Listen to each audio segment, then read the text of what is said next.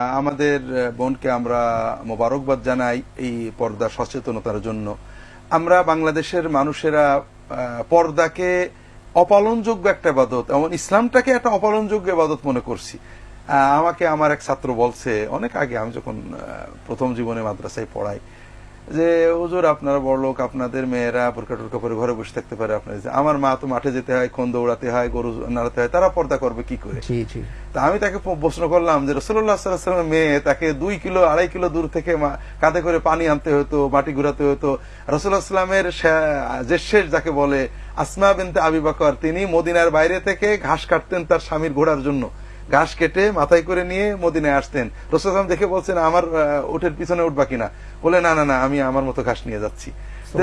জি, তাহলে আমরা যে ইসলামটা তো এই দরিদ্র ধনী গরিব কর্মজীবী সবার জন্যই, কাজেই তারাও তো দিন পালন করেছেন, তারাই তো আমাদের মডেল জীবন। আপনি যেটা বলেছেন, আমাদের সবার তো আর পৃথক ফ্যামিলি নয়, জয়েন্ট ফ্যামিলি থাকে, দেবর ভাসুর একসাথে থাকে, আত্মীয় স্বজন আসে।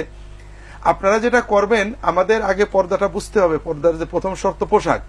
আপনি মুখমণ্ডল, কপালের চুল থেকে থুতনি এবং 2 কানের মধ্যবর্তী যে মুখটুকু এবং কবজিটুকু, এইটুকু বাদে পুরো শরীরটা ভালো করে আবৃত করে, টাইট না হয় এই রকম সালোয়ার কামিজ বা বড় ম্যাক্সি, এবং ম্যাক্সির উপরে বড় ওড়না পরবেন।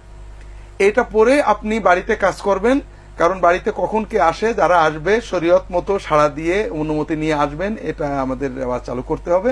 আপনি তখন যতটুকু পারেন মাথা মুখ আবৃত করার চেষ্টা করবেন।